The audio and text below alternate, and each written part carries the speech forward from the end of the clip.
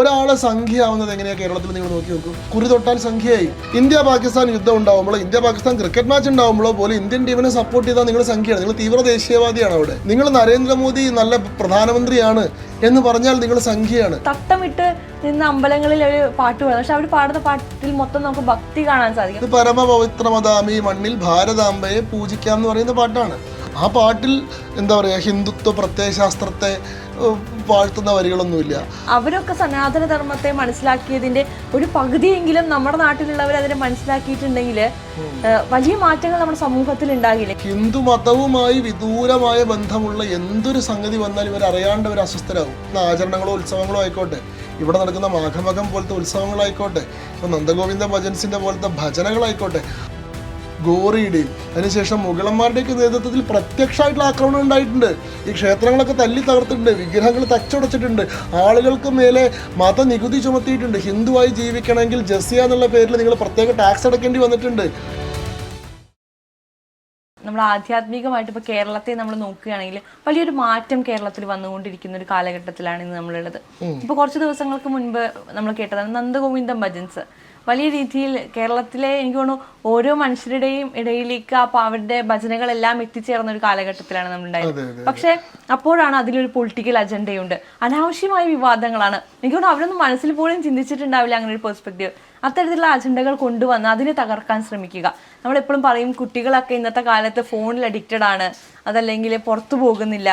അങ്ങനെ നമ്മൾ പറഞ്ഞിരുന്ന സമയത്താണ് കുട്ടികളെല്ലാവരും ഇത്തരത്തിലുള്ള ഒരു ഭജൻ ക്ലബിംഗ് എന്ന് പറയുന്ന ഒരു ജെൻസി ടേം വരെ അവിടെ ഉത്ഭവിക്കുന്നത് നമ്മൾ കണ്ടു. പക്ഷെ അതിലും അവിടെ മതം കലർത്തുന്നു, അല്ലെങ്കിൽ അതിലും കൃത്യമായി രാഷ്ട്രീയം കലർത്തി അതിനെ ഒരു എന്താ പറയുക നശിപ്പിക്കാൻ ശ്രമിക്കുന്ന ഒരു മനോഭാവം. അവരുടെ ഉള്ളിലിരിക്കുന്ന കള്ളത്തരം അവർ പോലും അറിയാണ്ട് പുറത്തു വരുന്നതാണ്. നമുക്ക് അല്ലാത്ത സമയത്ത് ഇവരെന്താ പറയാ, ഞങ്ങളുടെ എതിർപ്പ് ഹിന്ദു മതത്തോടല്ല, ഹിന്ദു ധർമ്മത്തോടോ ഹിന്ദു വിശ്വാസങ്ങളോടോ അല്ല, ആരാധനകളോടോ ക്ഷേത്ര വിശ്വാസങ്ങളോടോ അല്ലേ, അങ്ങനെ സാമ്പ്രദായികമുള്ള പദ്ധതികളോടൊന്നും ഞങ്ങൾക്ക് എതിർപ്പില്ല, ഞങ്ങൾക്ക് ഹിന്ദുത്വ രാഷ്ട്രീയത്തോട് മാത്രമേ എതിർപ്പുള്ളൂ എന്നാ. എന്നാൽ ഹിന്ദു മതവുമായി വിദൂരമായ ബന്ധമുള്ള എന്തൊരു സംഗതി വന്നാൽ ഇവർ അറിയാണ്ട് അവർ അസ്വസ്ഥരാകും.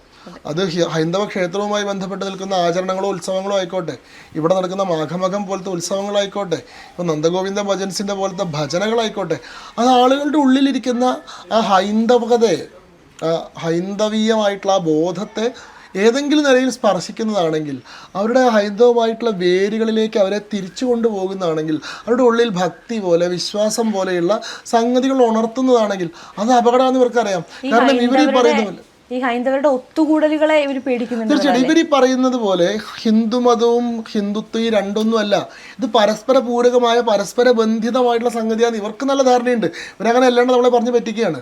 അപ്പോൾ ഹൈന്ദവമായിട്ടുള്ള ബോധത്തെ ഉണർത്തുന്നത് എന്തും ഹിന്ദുത്വത്തെ ശക്തിപ്പെടുത്തും. ഹിന്ദുത്വം എന്ന് പറയുന്ന അടിസ്ഥാനപരമായി ഹൈന്ദവതയെ ശക്തിപ്പെടുത്താൻ വേണ്ടി തന്നെയാണ് താനും. അങ്ങനെ വളരെ സിംബയോട്ടിക് ആയിട്ടൊരു എക്സിസ്റ്റൻസ് ആണ്. ആളുകൾ ഈ ഹിന്ദുത്വ രാഷ്ട്രീയത്തിലേക്ക് എതിർത്തുകൊണ്ട് ഇവർ ഈ പറയുന്ന പുരോഗമന മതേതര ഇടതുപക്ഷ തീവ്ര രാഷ്ട്രീയത്തെ സ്വീകരിക്കണമെങ്കിൽ അവരുടെ ഹിന്ദു വേരുകൾ പൂർണ്ണമായിട്ട് ഇല്ലാണ്ടാവണം. ഹിന്ദു അല്ല ഞാൻ എന്ന് പറയുന്ന, ഹിന്ദു ആണെന്ന് പറയാൻ മടിക്കുന്ന, അവനവൻ്റെ പൈതൃകത്തെയും അവനവൻ്റെ സംസ്കാരത്തെയും അവനവൻ്റെ പഴയ തലമുറയൊക്കെ തള്ളി പറയുന്ന ആത്മനിന്ദയുള്ളൊരു സമൂഹമാക്കി മാറ്റിയാൽ മാത്രമേ ഇവർക്ക് ആവശ്യമുള്ള നിലയ്ക്ക് ഇവരെ ഉപയോഗിക്കാൻ പറ്റുള്ളൂ. അപ്പോൾ ആ രീതിയിലുള്ള അവരുടെ സ്വത്വബോധത്തെ തൊട്ടുണർത്തുന്ന എല്ലാ സംഗതികളും ഇവർക്ക് പേടിയാണ്. അതുകൊണ്ടാണ് നന്ദഗോവിന്ദ ഭജൻസ്, അല്ലാണ്ട് അവരൊരു രാഷ്ട്രീയ പാട്ട് എവിടെയും പാടുന്നില്ല. ഇനി പോട്ടെ, ഇപ്പോൾ ഇവിടെ നമ്മുടെ ഗണഗീതം പാടുന്ന ആളുകളെ ആക്രമിക്കുന്ന സംഭവം കഴിഞ്ഞ ദിവസം കണ്ടു. ഏതോ ഒരു അമ്പലത്തിൽ ഒരു ഗണഗീതം പാടുന്ന സമയത്ത് മുസ്ലിം കുടുംബമാണ് അവര്, നമ്മളവരോട് സംസാരിച്ചിട്ടുണ്ട് പലവട്ടമായിട്ട്. അപ്പൊ അവര് പാട്ട് ഫാമിലി എന്നാണ് പേര്. അവര് ഭക്തി ഗാനമേളകൾ നടത്തുന്ന ഒരു അച്ഛനും അമ്മയും മകളുമാണ്. അപ്പൊ അവര് കൃത്യമായി തട്ടമിട്ട് നിന്ന് അമ്പലങ്ങളിൽ ഒരു പാട്ട് പാടുന്നത്, പക്ഷെ അവർ പാടുന്ന പാട്ടിൽ മൊത്തം നമുക്ക് ഭക്തി കാണാൻ സാധിക്കും. അതുപോലെ തന്നെയാണ് ആളുകള് അതിനെ ഉൾക്കൊള്ളുന്നത്. അവിടെയാണ് അവർക്കില്ലാത്ത പ്രശ്നമാണ്. അല്ല നോക്കൂ, അവര് എന്താണ് അവരെ പ്രകോപിപ്പിച്ച സാധനം. ഇപ്പൊ ഇവർ ഈ പാടിയ ഗണഗീതം ഇത് പരമപവിത്രമതാമി മണ്ണിൽ ഭാരതാംബയെ പൂജിക്കാം എന്ന് പറയുന്ന പാട്ടാണ്. ആ പാട്ടിൽ എന്താ പറയുക, ഹിന്ദുത്വ പ്രത്യയശാസ്ത്രത്തെ വാഴ്ത്തുന്ന വരികളൊന്നുമില്ല. അതിൽ ഈ പറയുന്ന ഹിന്ദുത്വ സംഘടനകളെ, BJP-നെയോ RSS-നെയോ ആരെങ്കിലും വാഴ്ത്തുന്ന ഒരു വരി പോലും ഇല്ല. അതിൽ ഈ പറയുന്ന ഹിന്ദുത്വ നേതാക്കന്മാരായിട്ടുള്ള RSS-ന്റെ സർസംഘചാലകനെയോ അല്ലെങ്കിൽ പ്രചാരകന്മാരെയോ രാജ്യത്തിൻ്റെ പ്രധാനമന്ത്രിനെയോ BJP നേതാക്കളെയോ ആരെയും വാഴ്ത്തുന്നില്ല. ആ പാട്ടിൽ പറയുന്നത് ഇവർ കയറിയത്, ഈ പാട്ട് മുടക്കാൻ വേണ്ടി കയറിയത്, ശ്രീനാരായണൻ അരവിന്ദന്മാർ ഇവിടെ കോവിൽ തുറക്കുന്നു, ഇവിടെ വിവേകാനന്ദ സ്വാമികൾ ബലിഹവ്യം തൂവിയിടുന്നു എന്ന് പറയുന്ന വരി പാടുമ്പോഴാണ്. അപ്പോൾ നാരായണ ഗുരുവിൻ്റെ പേര് പറയുമ്പോൾ എന്താ അവർക്ക് പ്രശ്നം? അരവിന്ദ മഹർഷിയുടെ പേര് പറയുമ്പോൾ എന്താണ് ഇവർക്ക് പ്രശ്നം? വിവേകാനന്ദ സ്വാമിയുടെ പേര് പറയുമ്പോൾ എന്താണ് കുഴപ്പം? ഭാരതത്തെ വാഴ്ത്തുന്ന ഒരു കൃതിയാണത്. അവിടെയുള്ള എല്ലാ മനുഷ്യരും എങ്ങനെയാണ് ഈ അമ്മയ്ക്ക് അർച്ചന ചെയ്യാൻ വേണ്ടിയിട്ട് ഒത്തുകൂടുന്നത് എന്ന് പറയുന്ന, ഒന്നിച്ചു നിൽക്കേണ്ടതിൻ്റെ ആവശ്യകതയെപ്പറ്റി പറയുന്ന, ഭാരതത്തെ വാഴ്ത്തുന്ന, അതിൻ്റെ പൈതൃകത്തെയും സംസ്കാരത്തെയും വാഴ്ത്തുന്ന, അതിൻ്റെ മഹാപുരുഷന്മാരെ വന്ദിക്കുന്ന ഒരു കൃതി പാടുമ്പോൾ പോലും ഇവർക്ക് എന്താണ്, ഇത് എങ്ങാനും ഹിന്ദുത്വത്തെ ശക്തിപ്പെടുത്തിയാലോ, ഇതെങ്ങാനും BJP ഗുണമായാലോ എന്നുള്ള പേടിയാണ്. അപ്പോൾ ഇവ തമ്മിൽ പരസ്പര ബന്ധിതാണെന്നുള്ള ഒരു കൃത്യമായിട്ടുള്ള കാഴ്ചപ്പാട് ഇവർക്കുണ്ട്. അതുകൊണ്ട് തന്നെ ഹിന്ദുവായിട്ടുള്ള ഒന്നിനെയും അംഗീകരിക്കില്ല എന്നുള്ള മനോഭാവം തന്നെയാണ് നന്ദഗോവിന്ദം ഭജൻസിൻ്റെ കാര്യത്തിൽ. ഇവർക്ക് ഭയങ്കര സംശയമാണ്. ഇവർക്ക് എല്ലാവരെയും, അതായത് ഇവർ നാളെ ഹിന്ദുത്വ ആയി മാറുമോ, അങ്ങനെ എല്ലാവരും ഇങ്ങനെ മാർക്ക് ചെയ്ത് വളരെ സംശയത്തിൻ്റെ മുനയിൽ മാത്രം നിർത്തുന്ന ഒരു അപര മനസ്ഥിതി ഇവരെപ്പോഴും സൂക്ഷിക്കുന്നുണ്ട്. അത് ഈ ഇടതുപക്ഷത്തിൻ്റെ അടിസ്ഥാനമായിട്ടുള്ള കുഴപ്പമാണ്. അവരെപ്പോഴും നമ്മൾ അവർ എന്നാണ് കാണുന്നത്. നമ്മൾ ഈ പറയുന്ന പുരോഗമന പ്രബുദ്ധ മതേതര മറ്റേത് ഇതിനെയൊക്കെ അപകടപ്പെടുത്താൻ സാധ്യതയുള്ള പൊട്ടൻഷ്യലായിട്ടുള്ള എന്തോ ഒരു അപകടമായിട്ടുള്ള സാധനം. അപ്പോൾ അങ്ങനെ ആവാൻ സാധ്യതയുള്ള എല്ലാത്തിനെയും പ്രിയംറ്റീവായിട്ട് ഇവരടിക്കും. ഒരാളെ സംഖ്യയാവുന്നത് എങ്ങനെയാണ് കേരളത്തിൽ? നിങ്ങൾ നോക്കി നോക്കൂ. ഒരാൾ BJP അംഗത്വം എടുത്തിട്ടോ സംഘപരിവാറിൻ്റെ ശാഖയിൽ പോയിട്ടോ എന്നല്ല കേരളത്തിൽ സംഖ്യയാവുന്നത്. കുറി തൊട്ടാൽ സംഖ്യയായി. കാരണം കുറി തൊടുന്ന ഒരാൾ നാളെ സംഖ്യ ആയേക്കാം എന്ന ആശങ്ക കൊണ്ട് ആദ്യം ആക്രമിച്ച് സംഖ്യ ആക്കുകയാണ്. ഇവിടെ കേരളത്തിൽ സ്വയമേവ സംഖ്യ ആയവരേക്കാൾ കൂടുതൽ സംഖ്യ ആക്കപ്പെട്ടവരാ. ഞാൻ പലപ്പോഴും പറയാറുണ്ട്, ഇത് താനാ ചേർന്ന കൂട്ടം. കാരണം സോഷ്യൽ മീഡിയയിൽ നോക്കൂ, ഈ നിലയ്ക്കൊന്നും യാതൊരു തരത്തിലുള്ള സംഘടനാ പ്രവർത്തന പരിചയമോ അങ്ങനെ എന്തെങ്കിലും കൃത്യമായിട്ടുള്ള രാഷ്ട്രീയ പക്ഷപാതിത്വം ഒന്നും ഇല്ലാത്ത ആളുകൾ പോലും കുറേ സംഖ്യ വിളിക്കപ്പെട്ട് അവസാനം അതേടാ ഞാൻ സംഖ്യയാടാ എന്ന് തിരിച്ചു പറയുന്ന. അതെ, ഇപ്പൊ ഈ ദേശീയതയെ കുറിച്ചൊക്കെ പറയുന്നതിന് മുൻപ് ഇപ്പൊ പലരും അതിന് മുൻപ് പറഞ്ഞു വെക്കുന്ന ഒരു വാക്കാണ് ഞാൻ സംഖ്യയാണ്. ദേശീയത പറഞ്ഞാൽ നിങ്ങൾ സംഖ്യയായി. ഇന്ത്യ പാകിസ്ഥാൻ യുദ്ധം ഉണ്ടാകുമ്പോഴോ ഇന്ത്യ പാകിസ്ഥാൻ ക്രിക്കറ്റ് മാച്ച് ഉണ്ടാകുമ്പോഴോ പോലും ഇന്ത്യൻ ടീമിനെ സപ്പോർട്ട് ചെയ്താൽ നിങ്ങൾ സംഖ്യയാണ്. നിങ്ങൾ തീവ്ര ദേശീയവാദിയാണ്. അവിടെ നിങ്ങൾ അമ്പലത്തിൽ പോയാലോ കുരി തൊട്ടാലോ നിങ്ങൾ സംഖ്യയാണ്. നിങ്ങൾ നരേന്ദ്രമോദി നല്ല പ്രധാനമന്ത്രിയാണ് എന്ന് പറഞ്ഞാൽ നിങ്ങൾ സംഖ്യയാണ്. ഇനി ഇതൊന്നും വേണ്ട. നിങ്ങൾ എന്താ പറയുക, നിങ്ങളുടെ പരദേവതയുമായി ബന്ധപ്പെട്ടിട്ടോ കുലദേവതയുമായി ബന്ധപ്പെട്ടിട്ടോ നിങ്ങളുടെ ഗ്രാമദേവതയുമായി ബന്ധപ്പെട്ടിട്ടോ ഉള്ള എന്തെങ്കിലും ഒരു ആചരണത്തിൽ നിങ്ങൾ പങ്കെടുത്താൽ, നിങ്ങളൊരു കാവ്യമുണ്ട് ഉടുത്താൽ, നിങ്ങൾ കയ്യിലൊരു ചരട് കെട്ടിയാൽ, നിങ്ങളൊരു കുറി തൊട്ടാൽ, അതായത് ഈ പറയുന്ന അസ്തിത്വത്തെ പൂർണ്ണമായി നിഷേധിക്കാതെ നിങ്ങൾക്ക് ഈ മതേതര ബാഡ്ജ് കിട്ടില്ല. ഇവരീ കൊടുക്കുന്ന പുരോഗമന പട്ടം ഉണ്ടല്ലോ, മതേതര മാനവിക കുലോത്തുംഗ ആ പദവി ഉണ്ടല്ലോ, അത് കിട്ടണമെങ്കിൽ നിങ്ങൾ ഈ പറയുന്ന നിങ്ങളുടെ സംസ്കാരത്തെ പൂർണ്ണമായി തള്ളി പറഞ്ഞുകൊണ്ട് മറ്റാണെങ്കിൽ അവനവൻ്റെ അച്ഛനെയും അമ്മേനെയും കൂടി ചീത്ത വിളിക്കുകയാണെങ്കിൽ തികഞ്ഞു. നിങ്ങൾ തികഞ്ഞ മതേതരനായി. ഒളിഞ്ഞും മറിഞ്ഞും ചെയ്യുന്നത് എന്താണെന്നുള്ളത് മറ്റൊരു ചോദ്യമല്ലേ? അല്ല, എന്തായാലും ഇതൊക്കെ നല്ലതാണെന്ന് എനിക്ക് പറയുള്ളൂ. കാരണം ഇവരുടെയൊക്കെ ഉള്ളിലിരിപ്പ് പുറത്ത് വരട്ടെ. ഈ പറയുന്ന ഇപ്പോഴും ഇവർ പറയുന്ന ഈ ഗീർവാണം വിശ്വസിക്കുന്ന ആൾക്കാരുണ്ട്. ഇത് ഹിന്ദു മതത്തിനെതിരല്ല, ഇത് ഹിന്ദു വിശ്വാസത്തിനെതിരല്ല, ഇത് ഹിന്ദുത്വക്കെതിരാണ്. ഹിന്ദുത്വം വേറെന്തോ വളരെ ദൂരത്ത് നിൽക്കുന്ന ഏതോ സാധന എന്നാണ് ഇവരുടെ ധാരണ. നിങ്ങളെ തന്നെയാണ് ഇവർ പറയുന്നത്, നിങ്ങളുടെ വിശ്വാസത്തെ തന്നെയാണ് ഇവർ പറയുന്നത്, നിങ്ങളുടെ ദേവതകളെ തന്നെയാണ് ഇവർ നിന്ദിക്കുന്നത്, നിങ്ങളുടെ പാരമ്പര്യത്തെയും നിങ്ങളുടെ സംസ്കൃതത്തെയും നിങ്ങളുടെ പൈതൃകത്തെയും തന്നെയാണ് ഇവർ എതിർക്കുന്നത്. അത് നേരിട്ട് പറയാനുള്ള മടിയുണ്ട്. ഈ മറ്റേ വൈക്കോൽ മനുഷ്യൻ എന്ന് പറയുമല്ലോ, അപ്പുറത്ത് ഹിന്ദുത്വം എന്ന് പറയുന്നൊരു സാധനം ഉണ്ടാക്കിയിട്ട് അതിനെ അടിക്കുന്നു എന്നേ ഉള്ളൂ. അടിക്കാൻ ഉദ്ദേശിച്ചിട്ടുള്ളത് നിങ്ങളെയാണ്, അടി കൊള്ളുന്നത് നിങ്ങൾക്ക് തന്നെയാണെന്ന് കുറച്ച് ആളുകൾക്കെങ്കിലും മനസ്സിലാവാൻ ഇങ്ങനെ വളരെ നിഷ്കളങ്കമായ വളരെ നിരുപദ്രവകരമായിട്ടുള്ള ഹൈന്ദവ ഭജനകൾക്ക് നേരെ പോലും ആക്രമണം ഉണ്ടാവുന്നു, അവർ പോലും ഈ തരത്തിൽ സ്റ്റാമ്പ് ചെയ്യപ്പെടുന്നു എന്നത് ആളുകൾക്കൊരു തിരിച്ചറിവുണ്ടാവാൻ നല്ലൊരു അവസരമാണ് ഞാൻ മനസ്സിലാക്കുന്നത്. ഇപ്പോൾ കഴിഞ്ഞ ദിവസം വളരെയധികം ശ്രദ്ധ നേടിയ ഒന്നാണ്, നമുക്കറിയാം തിരുവനന്തപുരത്ത് ഒരു അമ്പലത്തിലെ പരിപാടിക്ക് പാർട്ടിയുടെ പാട്ടുപാടിയ ഒരു വിദ്വാൻ ഉണ്ടായിരുന്നു. പക്ഷെ അദ്ദേഹം ഇപ്പൊ ഭജന പാടി നടക്കുന്ന ഒരു സാഹചര്യത്തിലേക്ക് ഞാൻ ആദ്യം പറഞ്ഞില്ലേ, ഈ കഴിഞ്ഞ ഇപ്പോൾ കുംഭമേള എതിർക്കുന്നവരൊക്കെ അടുത്ത പോലെ അമൃത സ്നാനത്തിന് വന്ന് വരി നിൽക്കുമെന്ന് ഞാൻ പറഞ്ഞില്ലേ എന്ന് പറഞ്ഞതുപോലെ ഇവർക്കൊക്കെ ഇത് തിരിയേണ്ടി വരും. ഇത് ഒരു പൂർണ്ണവൃത്തം തികയുന്ന സമയത്ത് എതിർത്തിട്ടുള്ള ശക്തികളെല്ലാവരും ഇങ്ങോട്ട് തന്നെ വരേണ്ടി വരും. കാരണം അത് സനാതന ധർമ്മത്തിൻ്റെ ശക്തിയാണ്. അത് സംഘടനകളുടെയോ ഇപ്പോഴത്തെ നേതൃത്വത്തിൻ്റെയോ അല്ലെങ്കിൽ രാഷ്ട്രീയ സാഹചര്യത്തിൻ്റെയോ ഒന്നും ഇതിൽ ഞാൻ പറയുന്നതല്ല. ഞാൻ ഈ സംസ്കൃതിയുടെ ഒരു ചരിത്രപരമായിട്ടുള്ള സഞ്ചാര പഥത്തെ മനസ്സിലാക്കുന്ന ഒരാളെന്നുള്ള രീതിയിലാണ് ഞാൻ പറയുന്നത്.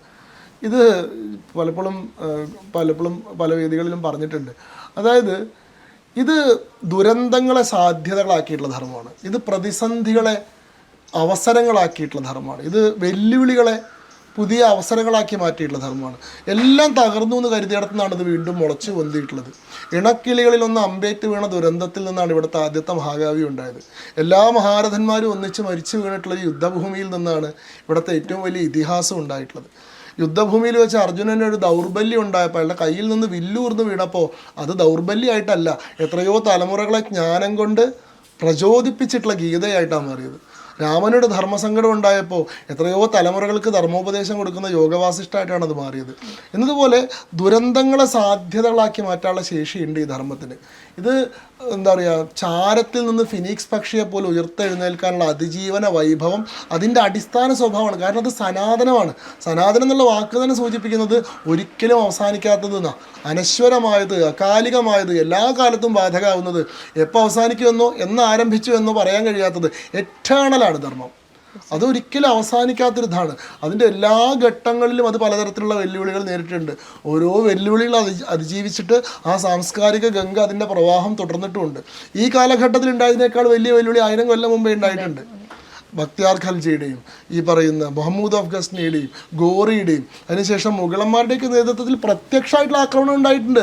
ഈ ക്ഷേത്രങ്ങളൊക്കെ തല്ലി തകർത്തിട്ടുണ്ട്, വിഗ്രഹങ്ങൾ തച്ചുടച്ചിട്ടുണ്ട്, ആളുകൾക്ക് മേലെ മതനികുതി ചുമത്തിയിട്ടുണ്ട്. ഹിന്ദുവായി ജീവിക്കണമെങ്കിൽ ജസിയ എന്നുള്ള പേരിൽ നിങ്ങൾ പ്രത്യേക ടാക്സ് അടയ്ക്കേണ്ടി വന്നിട്ടുണ്ട്. രണ്ടാംകിട പൗരന്മാരായിട്ട് ധിമ്മികളായിട്ട് ഇവിടുത്തെ ബഹുഭൂരിപക്ഷം ഹിന്ദുക്കൾക്ക് ജീവിക്കേണ്ടി വന്നിട്ടുണ്ട്. ഇതിനെയൊക്കെ അതിജീവിച്ചിട്ടുണ്ട്. പ്രത്യക്ഷമായിട്ടുള്ള ആക്രമണങ്ങളെ അതിജീവിച്ച ധർമ്മത്തിന് ഈ പരോക്ഷമായിട്ടുള്ള ആക്രമണങ്ങളെ അതിജീവിക്കാൻ ബുദ്ധിമുട്ടുണ്ടാവില്ലല്ലോ. അപ്പോൾ ഇതിനെയൊക്കെ ഇത് അതിജീവിക്കും. കാരണം ഈ ധർമ്മത്തിൻ്റെ സ്വഭാവം അങ്ങനെയാണ്. നോക്കൂ, 400 വർഷം പൊടിപടലങ്ങൾക്കിടയിൽ കിടന്നിട്ടാണ് സമയമായപ്പോൾ പ്രഭു ശ്രീരാമൻ വീണ്ടും ഉയർത്തെഴുന്നേറ്റ് ആ ഭവ്യമന്ദിരത്തിൽ വന്നിരുന്നത്. 100 കൊല്ലം നിരന്തരമായിട്ട് നുണകൾ കൊണ്ട് മായ്ച്ചു കളയാൻ ശ്രമിച്ചിട്ടുള്ള മാപ്പിളലഹളയുടെ ചരിത്രം അതിൻ്റെ 100ാം വാർഷികത്തിൽ അതിൻ്റെ യഥാർത്ഥ ആ കൂട്ടക്കൊലയുടെ പിൻഗാമികളിലൂടെ തന്നെ ലോകം മുഴുവൻ കേൾക്കുന്ന മട്ടിൽ ഉറക്കെ വിളിച്ചു പറയുന്നവിടെ ആളുണ്ടായിട്ടുണ്ട്. അരിഞ്ഞിട്ടടത്ത് നിന്ന് വീണ്ടും മുറി കൂടിയിട്ടാണ് മലബാറിലുള്ള ജനത ഉയർത്തെഴുന്നേറ്റ് വന്നിട്ടുള്ളത്. അപ്പോൾ അത് ഈ ധർമ്മത്തിൻ്റെ സ്വഭാവമാണ്. ഇത് അവസാനിക്കുന്നില്ല. ഈ പറയുന്ന ആളുകളുടെയൊക്കെ കാലം കഴിയും. ഇത് തകർക്കുമെന്നും ഇത് ഇല്ലാണ്ടിയാക്കുമെന്നും ഇതിന് ഉന്മൂലനം ചെയ്യുമെന്നൊക്കെ പറഞ്ഞിട്ടുള്ള ആളുകളുടെ കാലം കഴിയും. അപ്പോൾ ഈ ധർമ്മം ഇവിടെ ഉണ്ടാവും. ആ ധർമ്മത്തിൻ്റെ പതാകവാഹകരായിട്ടുള്ള ആ ധർമ്മത്തിൻ്റെ ഭടന്മാരും ഇവിടെ ഉണ്ടാവും. ഇപ്പൊ നമ്മൾ ഇന്ന് തിരുനാവായയിൽ ഇരുന്ന സമയത്ത് അമേരിക്കയിൽ നിന്ന് വന്നിട്ടുള്ള ഒരു വ്യക്തിയെ പരിചയപ്പെട്ടു. അദ്ദേഹം ക്രിസ്ത്യൻ വിഭാഗത്തിൽ, കാത്തലിക് വിഭാഗത്തിൽ നിന്ന് ഇപ്പോൾ സനാതന ധർമ്മത്തിൽ ആകൃഷ്ടനായിട്ട് ജീവിക്കുന്ന ഒരു വ്യക്തിയാണ്.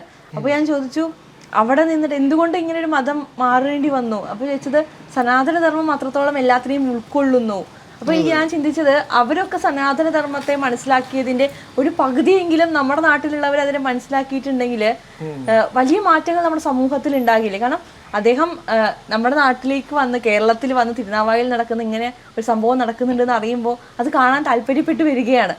അപ്പോൾ അത് എത്രത്തോളം വലിയൊരു കാര്യമാണ്. അതിൻ്റെ ഒരു അംശങ്ങൾ നമ്മുടെ ആളുകൾ അതിനെക്കുറിച്ച് ചിന്തിക്കാൻ തയ്യാറാകുന്നില്ല എന്നുള്ളത് കഷ്ടമല്ലേ? നോക്കൂ, അതിലൊരു വിയോജിപ്പോട് കൂടി ഞാൻ പറയട്ടെ. ഇതൊരു സഞ്ചാരമാണ്. നമ്മൾ പറയുമല്ലോ, കാലപുരുഷൻ ഇങ്ങനെ സഞ്ചരിച്ചുകൊണ്ടിരിക്കുകയാണ്. അത് ആദ്യം കിഴക്കുനിന്ന് പടിഞ്ഞാട്ടേക്ക് പോകും, പിന്നെ അത് അവിടെ എത്തിക്കഴിഞ്ഞാൽ തിരിച്ചിട്ട് ഇങ്ങനെ പടിഞ്ഞാട്ടിൽ നിന്ന് കിഴക്കോട്ടേക്കും പോകും. അപ്പോൾ ഈ കാലപുരുഷൻ ഇങ്ങനെ സഞ്ചരിച്ചുകൊണ്ടിരിക്കുമ്പോൾ ലോകത്തുള്ള പ്രത്യയശാസ്ത്രങ്ങൾ, ഭരണകൂടങ്ങൾ, ചിന്താഗതികൾ, ലോകത്തിൻ്റെ ക്രമം മൊത്തം മാറും. ഒരു കാലത്ത് എല്ലായിടത്തും ഏകാധിപത്യം ഉണ്ടായിരുന്നു. അത് കഴിഞ്ഞപ്പോൾ എല്ലായിടത്തും ജനാധിപത്യം വന്നു. ഇവിടെയൊക്കെ ഏകാധിപതികളെല്ലാവരും വീണു. എല്ലാ സ്ഥലത്തും ഡെമോക്രസി വന്നു, പീപ്പിൾസ് മൂവ്മെൻറ്റ്സ് ഉണ്ടായി, അല്ലേ? അത് കഴിഞ്ഞപ്പോൾ ഒരു ഘട്ടം കഴിഞ്ഞപ്പോൾ ഇത് തിരിച്ചു വരികയാണ്. ആളുകൾക്ക് ഡെമോക്രസിയിലുള്ളത് പോകുന്നു. എല്ലായിടത്തും ഈ പറയുന്നത് പോലെ ഓഥോറിറ്റേറിയൻ ആയിട്ടുള്ള ഗവൺമെൻറ്റുകൾ വരുന്നു. ഈ ഒരു കാലം ഇങ്ങനെ സഞ്ചരിച്ചുകൊണ്ടിരിക്കുന്നുണ്ട്. ഇതിന് ഓരോ സമയത്തും ഫിലോസഫികളിലൊക്കെ മാറ്റം വരും. എന്നതുപോലെ ഈ ധർമ്മത്തിൻ്റെ ഒരു സ്വഭാവം നിങ്ങൾ നോക്കിക്കഴിഞ്ഞാൽ, ഒരു ഘട്ടത്തിൽ വെസ്റ്റ് പൂർണ്ണമായിട്ട് ഇതിനോട് നിരാസത്തിൽ നിൽക്കുന്ന സമയത്ത് ഈസ്റ്റാണ് പൂർണ്ണമായിട്ട് ആധ്യാത്മികതയെ സ്വീകരിച്ച്. ഈസ്റ്റ് വേഴ്സസ് വെസ്റ്റ് എന്ന് ഹിസ്റ്ററിയിലെടുത്ത് പറയും. അതായത് ഇവ പരസ്പര പൂരകമായിട്ടാണ് നിലനിൽക്കുന്നത്. ഒന്നിന് കുറവുള്ളത് മറ്റേത് കൊടുക്കും. വെസ്റ്റ് എപ്പോഴും ഈ ഫിസിക്കലായിട്ടുള്ള കാര്യങ്ങൾ, മെറ്റീരിയൽ ആയിട്ടുള്ള കാര്യങ്ങളാണ് ശ്രദ്ധിച്ച്. ഈസ്റ്റ് എപ്പോഴും ഇൻറ്റേർണൽ ആയിട്ടുള്ള കാര്യങ്ങൾ, ആന്തരികമായിട്ടുള്ള കാര്യങ്ങളാണ് ശ്രദ്ധിച്ച്. അതുകൊണ്ട് അവർ പുറത്തേക്ക് നോക്കി അവർ വലിയ മാളികകളും വലിയ കൊട്ടാരങ്ങളും വലിയ അമ്പരചമ്പികളായിട്ടുള്ള സംഗതികളൊക്കെ ഉണ്ടാക്കി. ഇവിടെ നമ്മൾ പുറത്തേക്ക് വലിയ സംഭവങ്ങളൊന്നും ഉണ്ടാക്കിയില്ല, നമ്മൾ അകത്തേക്കാണ് നോക്കിയത്. ഇവിടെ ആഴമുള്ള മനുഷ്യരെ ഉണ്ടാക്കി, മനനം ചെയ്തിട്ടുള്ള, തപസ് ചെയ്തിട്ടുള്ള ജ്ഞാനികളായിട്ടുള്ള ഋഷിമാർ ഇവിടെ ഉണ്ടായി. അവിടെ മെറ്റീരിയൽ പ്രോസ്പെരിറ്റി ഉണ്ടായി. ഇവിടെ സ്പിരിച്വലായിട്ടുള്ള വിസ്ഡം ഉണ്ടായി. ഇത് രണ്ടും വേണം ഒരു സമൂഹത്തിന് നിൽക്കാൻ. ഇവയുടെ കൊടുക്കൽ വാങ്ങലിലൂടെയാണ്, അങ്ങോട്ടും ഇങ്ങോട്ടുമുള്ള കൊടുക്കൽ വാങ്ങലിലൂടെയാണ് ഈ ചരിത്രം ഇങ്ങനെ നിലനിൽക്കുന്നത്. ഇപ്പോൾ ഈ ഘട്ടം മാറുകയാണ്. ഇപ്പോൾ ഈ മെറ്റീരിയലിസം ഇങ്ങോട്ട് വരിക. ഈസ്റ്റിലേക്ക് വന്നുകൊണ്ടിരിക്കുകയാണ്. അതേ സമയത്ത് സ്പിരിച്വാലിറ്റി അങ്ങോട്ട് പോയിക്കൊണ്ടിരിക്കുക. ഈ പറയുന്ന ക്രിസ്ത്യൻ ചർച്ചിൻ്റെയൊക്കെ നേതൃത്വത്തിൽ ഈ പറയുന്ന ഏഷ്യൻ മേഖലയിൽ മുഴുവൻ കൺവേർഷൻ ആക്ടിവിറ്റീസ് നടക്കുന്നു. ഇവിടെ എല്ലാവരെയും ഈ പറയുന്ന ഹിന്ദുക്കളായിട്ടുള്ള ആളുകളെയും എല്ലാവരെയും ക്രിസ്ത്യൻ മതത്തിലേക്ക് വന്ന് മാറ്റുന്നു. അതേ സമയത്ത് വെസ്റ്റിലേക്ക് നോക്കൂ, അവിടെ ഹിന്ദു മിഷണറി ആക്ടിവിറ്റി അതിനേക്കാൾ ശക്തിയായിട്ട് നടക്കുന്നത്. അവിടെ ഇസ്കോണിനെ പോലെ ഹരേ കൃഷ്ണ പ്രസ്ഥാനക്കാർ, യോഗ പ്രസ്ഥാനം, അങ്ങനെയുള്ള പ്രസ്ഥാനങ്ങൾ വന്നിട്ട് അവിടെ വെസ്റ്റിൽ വളരെ റാമ്പൻ്റായിട്ട് ഹിന്ദുവത്തിലേക്കാണ് കൺവേർഷൻ നടന്നുകൊണ്ടിരിക്കുന്നത്. അപ്പോൾ ഇവിടെ എത്രയാണോ ആളുകൾ കുറയുന്നത് അത്ര ആളുകൾ അവിടെ കൂടുന്നുണ്ട്. ഈ ഒരു ബാലൻസിങ് ഉണ്ട്. പക്ഷേ ഇതിങ്ങനെ അങ്ങോട്ടും ഇങ്ങോട്ടും ഒക്കെ മാറിക്കൊണ്ടിരിക്കും. പക്ഷേ മോക്ഷത്തിൻ്റെ ഭൂമി അത് സ്ഥായിയായിട്ട് ഭാരതം തന്നെയാണ്. അതൊരു കാലത്തും മറ്റൊരു പ്രദേശത്തിന് ഏറ്റെടുക്കാൻ കഴിയുന്നതല്ല. അത് ദേവതാനിർമ്മിതമായിട്ടുള്ളൊരു പുണ്യഭൂമിയാണ് ഭാരതം. ഹിമാലയത്തിൻ്റെയും ഹിന്ദു മഹാസമുദ്രത്തിൻ്റെയും ചോട്ടിൽ വിഷ്ണുപുരാണത്തിൽ അങ്ങനെ ഒരു ശ്ലോകമുണ്ട്. ദേവതാനിർമ്മിതമായിട്ടുള്ള ഭൂമിയാണ്. ഉത്തരാമയാ സമുദ്രസ്യ ഹിമാദ്രേശ്ചൈവ ദക്ഷിണം വർഷം തത് ഭാരതത്നാമ ഭാരതീ പുത്രസന്തതി എന്ന് പറയുന്നൊരു ശ്ലോകമുണ്ട്. ഇത് ദേവനിർമ്മിതമായിട്ടുള്ള ഭൂമിയാണ് ഇവിടെ എന്ന് പറയുന്നുണ്ട്. അപ്പോൾ എല്ലാവരും അവസാനം ഇങ്ങോട്ട് തന്നെ വരണം മോക്ഷത്തിന്. അത് ഫിസിക്കലി ശരീരം കൊണ്ട് വരാൻ പറ്റാത്ത ആൾക്കാർ മരിച്ചിട്ട് ഇവിടെ പുനർജനിക്കും. മോക്ഷത്തിന് ഭാഗമായിട്ടുള്ള ആത്മാക്കൾ ഭാരതത്തിൽ വന്ന് ജനിക്കുന്ന, ഭാരതത്തിലെ മോക്ഷമുള്ളൂ. അപ്പോൾ ഈ ഭൂമിക്ക് തന്നെയാണ് പ്രാധാന്യമുള്ളത്. പുറത്തുനിന്നുള്ള ആളുകൾ ഇങ്ങോട്ട് വരുന്നു, അല്ലെങ്കിൽ ഇവിടെയുള്ള ആളുകൾ അത് മനസ്സിലാക്കുന്നു. ഇതിലൊക്കെ നമ്മൾ പലപ്പോഴും ഈ പറയുമ്പോൾ എൻ്റെ വിയോജിപ്പ് അവിടെയാണ്. നമുക്ക് ഈ എക്സ്റ്റേണൽ വാലിഡേഷന് ഭയങ്കരമായിട്ടുള്ളൊരു പ്രാധാന്യം കൊടുക്കുന്നുണ്ട്. അതായത് നമ്മുടെ നാട്ടിൽ 100 സന്യാസിമാർ കുംഭമേളയിൽ പങ്കെടുക്കുമ്പോൾ ഇല്ലാത്ത പ്രാധാന്യം ഒരു വിദേശിയായിട്ടുള്ളൊരു സായിപ്പ് കുംഭമേളയിൽ വന്ന് പങ്കെടുത്താൽ നമ്മളുടെ എല്ലാ ഫോക്കസും അങ്ങോട്ടാണ്. അത് ഒരു വിദേശിയായിട്ടുള്ള ആൾ വന്നു. നമ്മുടെ നാട്ടിൽ 80% ആളുകൾ ഫോളോ ചെയ്യുന്ന ധർമ്മമാണ്. ആ 80% ആൾക്കാർ ഫോളോ ചെയ്യുമ്പോൾ ഇല്ലാത്ത പ്രാധാന്യമാണ് ഒരു 10 ഫോറിനേഴ്സ് വന്നു കഴിഞ്ഞാൽ. അതെന്താണെന്ന് വെച്ചാൽ നമ്മുടെ ഉള്ളിലുള്ളൊരു അപകർഷതാബോധത്തിനാണ് അത് ഉണ്ടാകുന്നത്. ഈ വിദേശരായിട്ടുള്ള ആൾക്കാർ നമ്മളെക്കാൾ സുപ്പീരിയറാണ്, അവർ സ്വീകരിക്കുമ്പോൾ അതിലെന്തുണ്ട്? ഒന്നുമില്ലാണ്ട് അവർ സ്വീകരിക്കില്ലല്ലോ. നമ്മൾ എത്രയും ആൾക്കാർ സ്വീകരിച്ചു കഴിഞ്ഞാൽ പ്രാധാന്യമൊന്നുമില്ല. നമ്മുടെ ഒരു മൈൻഡ് സെറ്റാണ്, അത് മക്കളെ വിതച്ചിട്ടുള്ള വിത്താണെന്ന് പറയും. കാരണം നമ്മളെ ഇംഗ്ലീഷ് എഡ്യൂക്കേഷൻ ആക്ട് എന്ന് പറയുന്നത് നമ്മുടെ ആധുനിക വിദ്യാഭ്യാസം തൊലി നിറത്തിലും രൂപത്തിലും മാത്രം ഭാരതീയരായിരിക്കുകയും കാഴ്ചപ്പാടിലും അഭിരുചിയിലും തെരഞ്ഞെടുപ്പിലും മുഴുവൻ ബ്രിട്ടീഷ് വിധേയരായിരിക്കുകയും ചെയ്യുന്ന എ ജനറേഷൻ ഓഫ് ക്ലർക്സ് എന്നാണ് മക്കളെ പറയുന്നത്. ഗുമസ്തന്മാരുടെ ഒരു തലമുറയെ സൃഷ്ടിക്കാനുണ്ടാക്കിയത്. അവർക്ക് വേണ്ടി പണിയെടുക്കുന്ന ആൾക്കാരാണ്. അവർ സുപ്പീരിയർ ആണെന്ന് അംഗീകരിക്കുന്ന, അവരാവാൻ ശ്രമിക്കുന്ന വാണബി ഇംഗ്ലീഷ് ആയിട്ടുള്ളൊരു സമൂഹത്തെയാണ് നമ്മൾ സൃഷ്ടിച്ചെടുക്കുന്നത്. അതുകൊണ്ടാണ് ഇവിടെ ചരകനും ശുശ്രുതനും പറഞ്ഞിട്ടുള്ള റെഫറൻസ് കൊടുത്തു കഴിഞ്ഞാൽ നമുക്കത് സ്വീകാര്യമല്ല. പക്ഷെ നേരെ തിരിച്ച് നിങ്ങൾ ഏതെങ്കിലും ഒരു ഇംഗ്ലീഷ് സർവകലാശാലയുടെ പേര് ഉണ്ടാക്കി പറഞ്ഞു നോക്കൂ, അവർ വിശ്വസിക്കും. ഇത് ന്യൂയോർക്കിലുള്ള മസാച്ചുസെറ്റ്സ് സർവകലാശാലയുടെ മറ്റേ പഠന ഗവേഷണ കേന്ദ്രം കണ്ടെത്തി എന്ന് പറഞ്ഞു കഴിഞ്ഞാൽ അപ്പോൾ ബോധ്യമായി. കാരണം എന്താ വെച്ചാൽ സായിപ്പ് പറഞ്ഞാലേ അത് അംഗീകരിക്കുള്ളൂ എന്നുള്ളതിൻ്റെ ഒരു പ്രശ്നം ഈ പറയുന്ന പോലെ വിദേശികളായിട്ടുള്ള ആളുകൾ ഇങ്ങോട്ട് വരുന്നതിന് ഭയങ്കരമായി ഗ്ലോറിഫൈ ചെയ്യുന്നതിലുണ്ടെന്ന് വിചാരിക്കണം. അവരൊക്കെ ഇവിടെ വരേണ്ടി വരും. കാരണം ഈ ഭൂമിയുടെ പ്രാധാന്യം അതുകൊണ്ടാണ്. നമ്മുടെ ആളുകളത് ആ നിലയിൽ മനസ്സിലാക്കുന്നില്ല എന്ന് പറയുമ്പോൾ അത് എനിക്കത്ര ശരിയായി തോന്നില്ല. കാരണം ഈ ഭൂമിയിൽ നിന്നാണല്ലോ ഈ അറിവുണ്ടായത്. ഈ അറിവാണല്ലോ ലോകത്തിൻ്റെ എല്ലായിടത്തേക്കും പോയിട്ടുള്ളത്. ഒരുപക്ഷെ മറ്റുള്ള ആളുകൾ കൂടി അത് സ്വീകരിക്കുന്നു എന്നുള്ളതിനെ നമുക്ക് നല്ലതായി കാണാം. പക്ഷെ അത് നമ്മളെ തന്നെ ഇകഴ്ത്താനുള്ളൊരു കാരണമാക്കി എടുക്കലൊരു ശരിയായിട്ടുള്ള മനോഭാവമായിട്ട് ഞാൻ കരുതുന്നില്ല. തീർച്ചയായിട്ടും നമുക്കറിയാം, മഹാകുംഭമേളയ്ക്ക് ശേഷം വലിയൊരു മാറ്റം ഭാരതത്തിലൊട്ടാകെ ഉണ്ടായിട്ടുണ്ട് നമ്മൾ പറയാറുണ്ട്. സ്പിരിച്വൽ ഡിവൈനിറ്റി, അതേ മാറ്റം കേരളത്തിലും ഈ മാഘമഹത്തിന് ശേഷം കേരളത്തിലും ആ രീതിയിലുള്ള ഒരു ചൈതന്യ പ്രസരണം ഉണ്ടാവും എന്ന് തന്നെയാണ് ഞാനും പ്രതീക്ഷിക്കുന്നത്, ആഗ്രഹിക്കുന്നത്. അങ്ങനെ ഉണ്ടാവട്ടെ എന്ന് ഞാൻ പ്രാർത്ഥിക്കുകയും ചെയ്യുന്നു. ഒരുപാട് നന്ദി. സന്തോഷം.